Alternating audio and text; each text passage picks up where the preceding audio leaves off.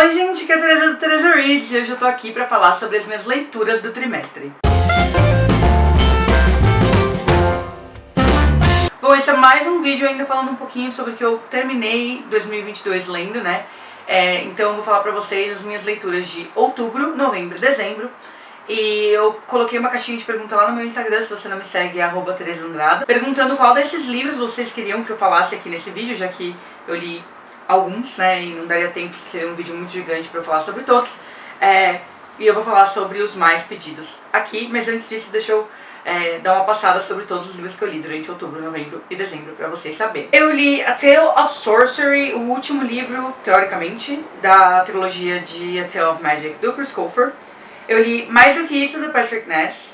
Eu li Os Segredos de Colin Bridgerton, da Julia Quinn. Eu li The Girl Who Drank the Moon, da Kelly Barnhill. Eu li Amigas que se Encontram na História, volume 1 e 2, da Angélica Calil. Li Almanac Heartstopper, da Alice Oseman. Li I'm Glad My Mom Died, da Janice McCurdy. Li Para Ser Philip com Amor, da Julia Quinn. Li Astronauta Convergência, do Danilo Beruti. Li Mingau Apego, da Ana Cardoso. Li Vê Se Cresce, Ivy Brown, da Thalia Hibbert. E Você Não é Invisível, do Lázaro Ramos. Li O Conde Enfeitiçado, da Julia Quinn. E terminei o ano lendo Me Leve Com Você, do David Levitan, com a Jennifer Neiman. Então, esses eram os livros que vocês tinham lá pra escolher. Na verdade, eu vou falar sobre 4, porque vocês repetiram sempre esses 4. Aí teve, tipo, uma pessoa que pediu pra eu falar sobre A Tale of Sorcery, mas é o terceiro livro de uma trilogia, então não tem como falar muito, né? Já que seria spoiler dos outros dois primeiros. Teve gente que pediu pra falar sobre Almanac Heartstopper, mas, gente, não tem muito o que falar. É um livro de curiosidades e de, tipo, ficha de personagem. Não tem muito conteúdo, assim. É uma coisa que, tipo, se você gosta de Heartstopper, talvez você goste de ter na sua coleção. Então eu vou falar sobre os outros 4 que vocês pediram aqui nesse vídeo. Bora lá. Bom, vamos lá. O primeiro livro que vocês pediram pra eu falar sobre é Você Não é Invisível, do Lázaro Ramos. Esse livro aqui vai contar a história do Carrinho. Ele é um menino um adolescente, acho que de 16 anos, 17, por aí. Esse livro se passa durante a pandemia, né? Então, não fala exatamente o ano, mas a gente entende que eles estão em lockdown. O Carrinho vive com a irmã mais nova, com quem ele tem uma relação ok. E com o pai, que a gente não vê muito aqui. A gente entende que o pai trabalha muito pra manter os filhos. E a gente entende também que a mãe decidiu viajar, não é que ela abandonou os filhos, não é que ela se separou do pai, meio que, não sei se ela foi estudar, ela foi fazer alguma coisa, e pra isso ela vive viajando. E isso é uma coisa que o Carrinho tem muito ressentimento com, sabe? Ele meio que não aceitou que a mãe deixou eles pra seguir o sonho dela. E nesse livro aqui a gente vai acompanhar o Carrinho fazendo algumas lives no Instagram, escondido, mas falando um pouco sobre as percepções de mundo dele, etc. Gente, assim, não gostei muito, acho que a gente espera muito de um livro do Lázaro Ramos, mas esse livro é muito raso, não acontece muitas coisas.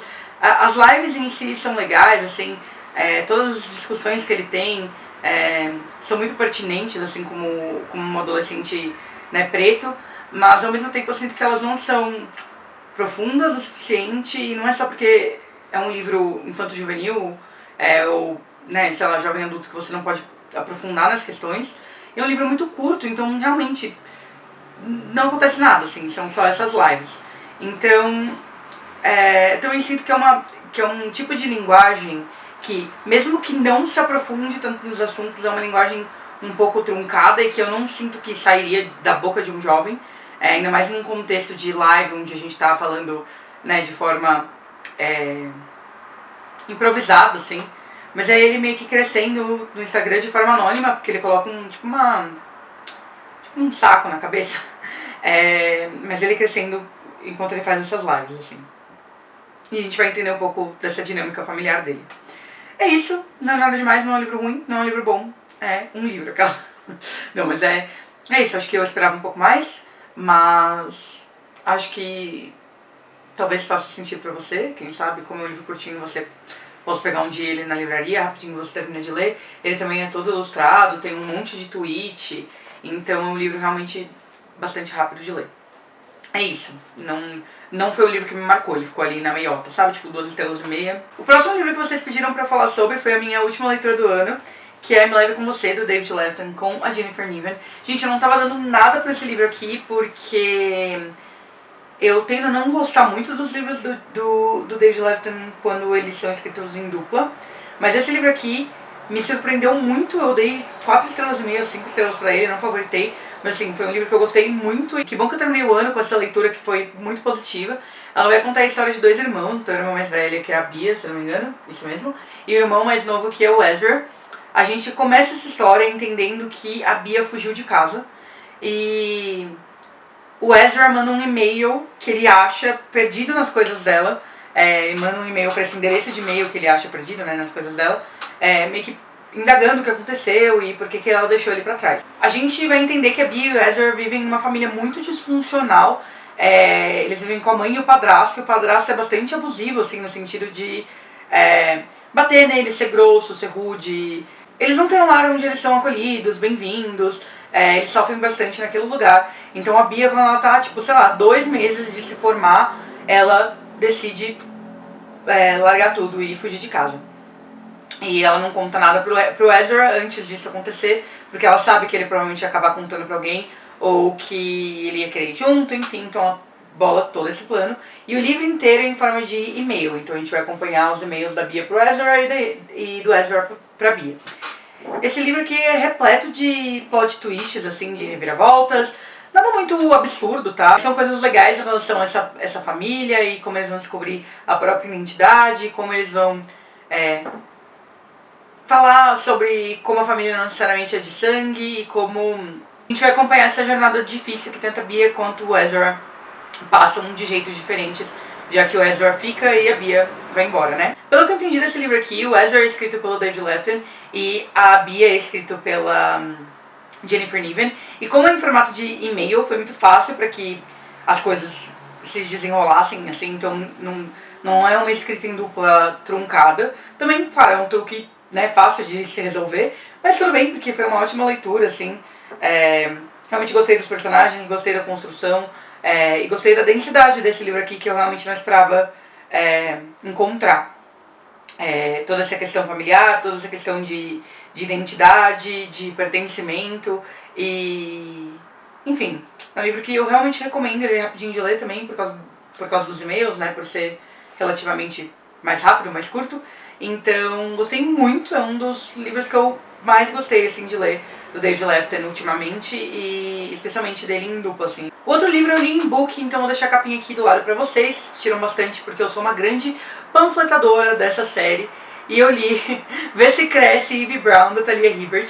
Esse livro é o último livro, né, da trilogia das Irmãs Brown. A gente começa com Acorda Pra Vida, Chloe Brown, depois a gente tem Se Liga, Dani Brown, e por último, a Ivy Brown, que é a mais nova das irmãs. E a gente vê que a Ivy é completamente escorraçada na família, não pelas irmãs, mas pelos pais. Os pais colocam muita pressão nela e ela meio que, por ser a mais nova, se compara muito com as duas irmãs, que ela vê que já encontraram o seu lugar no mundo e tal, e a Ivy tem a tendência de começar a fazer uma coisa e abandonar, e começar a fazer outra coisa e abandonar. Ela nunca fica permanentemente em algum lugar, ou ela nunca escolhe alguma coisa 100%.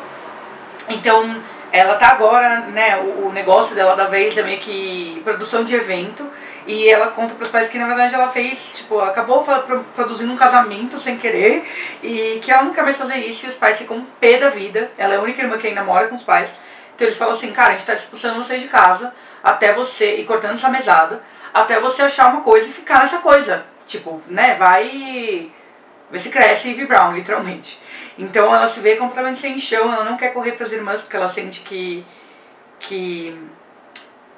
ela vai ser humilhada e tal, e ela acaba saindo pra dirigir, puta, assim, e aí pela estrada ela acaba parando numa cidadezinha um pouquinho mais afastada de onde ela mora, onde existe tipo uma pousada, assim, que tá procurando uma nova cozinheira. Ela vê a placa.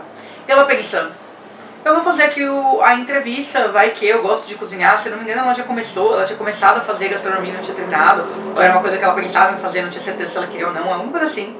Ela faz a entrevista, o dono da pousada é super esquisito, ele é meio grosso, mas é uma dupla, um deles gosta muito dela, o outro é bastante esquisito. E trata ela mal, ela sai dessa entrevista, vai pegar o carro, nisso os dois sócios conversam e o bonzinho fala pro malvado, né, pro mais grosso, vai atrás dela porque, mano, a gente precisa de alguém pra cozinhar rápido e ela é a perfeita candidata, tipo, vai. E quando ele vai atrás dela, ela tá saindo do carro com a vaga e ela atropela ele. Então, meio que eles, tipo, fazem um acordo de que ela vai ficar lá, ela vai ser a cozinheira em troca de abrigo e também pra que ela possa ajudar o cara que ela atropelou, né? E aí é claro que essa relação vai se desenvolver pra algo a mais. Esse foi o meu livro menos preferido da série, apesar de que eu entendo as pessoas terem alguns problemas com Chloe Brown, né, que é o primeiro, e eu amei, mas esse eu acho que a Ivy é muito drama queen, assim, tudo bem, né, porque os pais dela são muito escrotos, eu fiquei muito chocada, porque a gente não tem tanto essa visão dos pais, né, no primeiro livro, e nos primeiros livros, e aí a gente conhece essas figuras nesse livro aqui, eu fiquei completamente chocada, assim, de, tipo, como escrotos eles são. Mas também eu acho que ela é chata, porque ela fica, ai, eu não quero fazer, eu tenho um pouco de preguiça, sabe? Tipo, tudo bem, você pode não ter descoberto ainda o que você ama, mas, cara, vai fazer alguma coisa e enquanto você tenta descobrir, sabe? Inclusive pra ter, tipo, sei lá, um calção até financeiro pra você poder ir atrás desse sonho depois. E o personagem principal também, a gente meio que entende que ele é autista, ele tem um, né, grau de autista, então até a gente entender isso, quer dizer, a gente percebe que ele tem alguma coisa, mas é isso, essa dificuldade de interação social também, em alguns momentos, me incomodava, porque ele era grosso com ela, assim, e eu não sou muito do Enemies to Lovers, mas ali de um terço pra frente do livro eu me envolvi com os dois personagens, tanto com a Ivy quanto o menino, eu não lembro o nome dele, não sei se é Jacob, eu posso estar falando besteira, eu não lembro mesmo o nome do principal. Eu sou péssima. Mas aí eu comecei a me envolver neles como casal e eu gostei muito da dinâmica que eles começam a construir juntos depois que eles entendem que eles estão se gostando.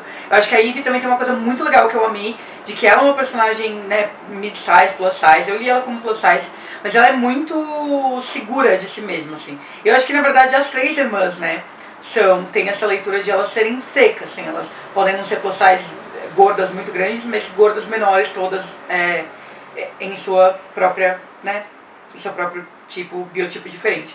E aqui a gente vai ter uma personagem que é muito assumida, assim, ela sabe que ela é sexy, ela sabe que ela é bonita, ela sabe do potencial dela, então é muito legal acompanhar esses tipos de cenas mais eróticas com uma mulher que sabe provocar, que tem seu valor, assim, que não tá tanto num lugar passivo, de certa forma.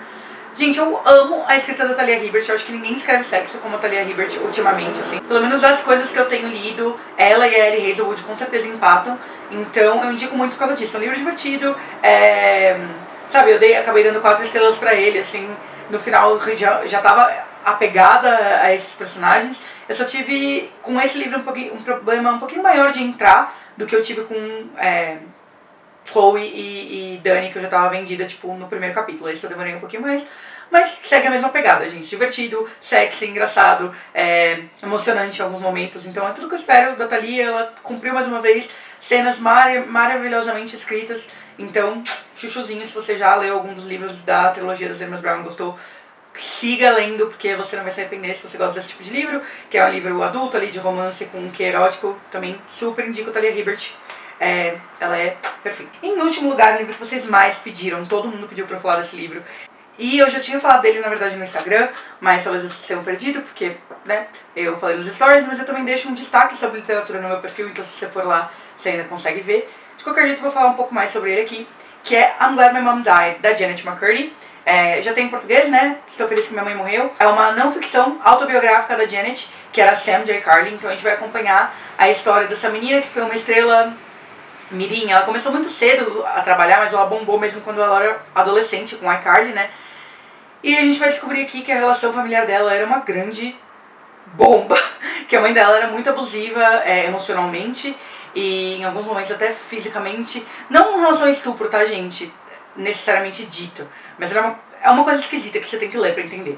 É um livro muito bom, é um livro muito bem escrito, assim, de uma coragem ímpar da Janet abrir tudo que ela passou, e assim, é difícil de ler, porque são coisas absurdas. Toda vez que você acha que agora a vida dela vai melhorar, não melhora. Quando você acha que a mãe vai parar de ser louca, a mãe não deixa de ser louca. Assim, é bizarro tipo assim, a mãe limpava ela até os 16 anos, sabe?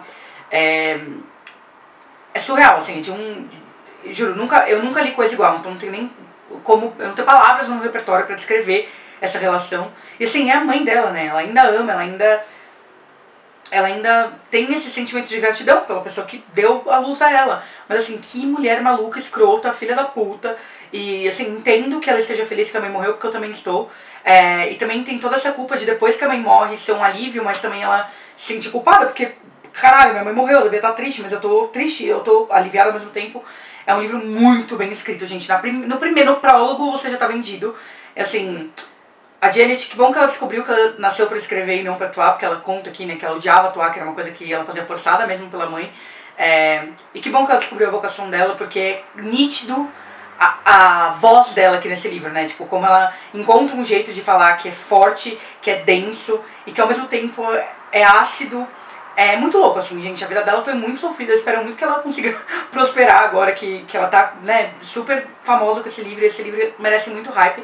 Mas eu tenho que dizer aqui que ele é um livro muito, muito denso, muito forte, com muitos gatilhos. Então, tenha certeza que você tá preparado pra lê-lo, tá? Ele tem gatilho de, como eu disse, abuso emocional. Ele tem gatilho muitos fortes de transtornos alimentares. Então, assim, se você tem qualquer tipo de, sei lá, se você sofre com bulimia, se sofre com anorexia, não lê esse livro, porque é gráfico, de um jeito que até eu ficava sem ar e eu não tenho problemas com transtornos alimentares. Então estejam avisados, é um livro muito pesado, assim, de você ficar sem ar, de você querer chorar, de você querer gritar, de você ir até os Estados Unidos pegar um avião e abraçar a Janet e falar, cara, o que tá acontecendo? Mas assim, é um livro muito bem escrito e, mais uma vez, de uma coragem ímpar da Janet. Escreveu o que ela escreveu, do jeito que ela escreveu aqui. Estejam avisados, eu acho que é um livro que vale pra todo mundo. Se você conhece a Janet, se você vier a iCarly, acho que vai ser ainda mais impactante pra você. Se você nunca ouviu falar dessa menina aqui, é um livro bom por si só, como uma autobiografia de alguém que escreve muito bem.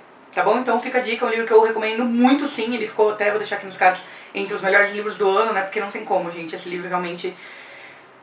É isso, assim, quando me perguntam desse livro, você tem que dar um suspiro antes, assim, respirar fundo, porque é um livro que você vai levar com você de um jeito muito esquisito pro resto da sua vida, assim. É isso, não dá pra favoritar esse livro, porque ele não é um livro bom, no sentido de que nada que acontece aqui é bom, mas é um livro muito bem escrito.